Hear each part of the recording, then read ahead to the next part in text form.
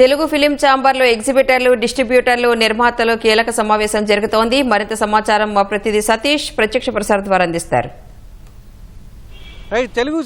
తెలుగు సినీ పరిశ్రమలో ఒక చాలా వివాదమైన అంశం మీద ఈరోజు తెలుగు ఫిలిం ఛాంబర్ కీలక సమావేశం ప్రారంభమైందని చెప్పొచ్చు. ఎగ్జిబిటర్లు జూన్ 1 నుంచి థియేటర్లు బంద్ చేస్తామని చెప్పేసి నిర్ణయాన్ని ప్రకటించినటువంటి నేపథ్యంలో ఇందుకు గల కారణాలు ఏంటి, దీనికి సంబంధించినటువంటి సమస్యను పరిష్కరించేందుకు తెలుగు ఫిలిం ఛాంబర్ ఆధ్వర్యంలో ఇటు ఎగ్జిబిటర్లు, డిస్ట్రిబ్యూటర్లు, నిర్మాతలంతా కూడా సమావేశమయ్యారు. నిర్మాతలు దిల్ రాజుతో పాటు ఏఎం రత్నం, అదేవిధంగా మిగతా అగ్ర నిర్మాతలంతా కూడా నాగవంశీ కావచ్చు, సురేష్ బాబు, బెల్లంకొండ సురేష్, ఇప్పుడు ఈ నెలలో విడుదలవుతున్నటువంటి సినిమాలకు సంబంధించినటువంటి నిర్మాతలంతా కూడా హాజరయ్యారు. అయితే గత 2-3 నెలల నుంచి కూడా ఎగ్జిబిటర్లంతా కూడా థియేటర్లో పర్సంటేజ్ విధానాన్ని అమలు చేయాలి, మిగతా రాష్ట్రాల్లో ఏ విధంగా అయితే ఉందో తెలుగు రాష్ట్రాల్లో కూడా పర్సంటేజ్ విధానాన్ని అమలు చేయాలి. ఇప్పుడున్నటువంటి నిర్మాతలు మల్టీప్లెక్స్లో పర్సంటేజ్ విధానంలో థియేటర్ యాజమాన్యానికి డబ్బులు చెల్లిస్తున్నారు. అదే విధానాన్ని కూడా సింగిల్ స్క్రీన్ థియేటర్లో కూడా అమలు చేయాలని డిమాండ్ చేస్తూ కొద్ది రోజుల క్రితం ఇటు ఫిలిం ఛాంబర్ కావచ్చు నిర్మాతలకు లేఖలు రాయడం జరిగింది. దాని మీద స్పందించినటువంటి ఫిలిం ఛాంబర్ చొరవ తీసుకొని ఇటు నిర్మాతలకు, ఎగ్జిబిటర్లకు మధ్య ఉన్నటువంటి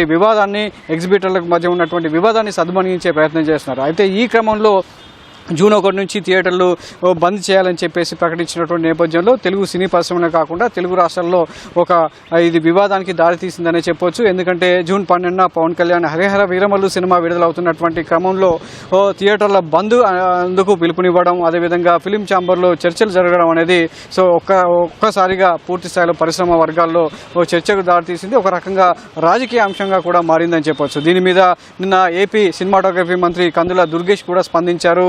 జూన్ 1 నుంచి థియేటర్లు బంద్ చేయాలన్న నిర్ణయం వెనుక ఎవరున్నారు, దీనికి గల కారణాలు ఏంటనేది కూడా ఆదేశించాలని చెప్పి హోంశాఖను ఆదేశాలు జారీ చేయడం జరిగింది. ఈ క్రమంలో ఇప్పుడు జరుగుతున్నటువంటి ఫిలిం ఛాంబర్లో జరుగుతున్నటువంటి సమావేశం ప్రాధాన్యత సంచరించుకుంది. అంతేకాకుండా ఉదయం మరోసారి కందుల దుర్గేష్ సినిమాటోగ్రఫీ మినిస్టర్ కూడా ఎక్స్ వేదికగా స్పందిస్తూ దీనికి సంబంధించి ఎవరైనా ఇలాంటి పరిశ్రమ ఒక తాటిపైకి ఉంటుంది, పరిశ్రమను చిన్నాభిన్నం చేయాలంటే వ్యక్తులను ఉపేక్షించలేదు, దీనికి కారకులను గుర్తించి తగిన విధంగా చర్యలు తీసుకుంటామని చెప్పేసి ఒక హెచ్చరిక జారీ చేశారు. అయితే మొదటి నుంచి కూడా చెప్తున్నారు, సినీ పరిశ్రమకు సంబంధించి ఎగ్జిబిటర్ రంగంలో చాలామంది థియేటర్ యాజమాన్యాలు తాము నష్టపోతున్నాయి, ఆర్థికంగా సినిమాలు ఆడడం లేదు, దానివల్ల ఆర్థికంగా నష్టపోతున్నాం, పెద్ద సినిమాలు వచ్చినప్పుడు మాత్రమే థియేటర్ల వద్ద జనం ఉంటున్నారు తప్ప మిగతా సమయాల్లో అసలు థియేటర్ వైపే ప్రేక్షకులు చూడడం లేదు, అందువల్ల ఆర్థికంగా నష్టపోతున్నాం.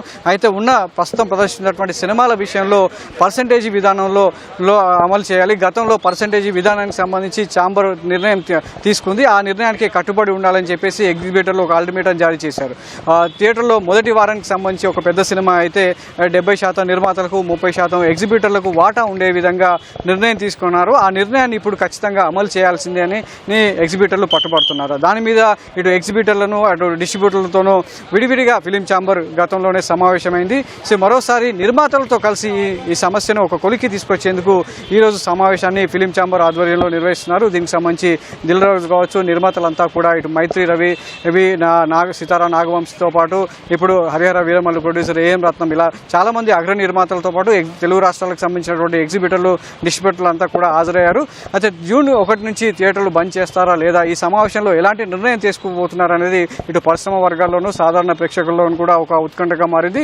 మరో రకంగా దీనికి సంబంధించి ఈ బంద్కు సంబంధించి జూన్ 1 నుంచి థియేటర్ల బంద్ వెనుక 4 అగ్ర నిర్మాతలు, డిస్ట్రిబ్యూటర్ల హస్తం ఉంది.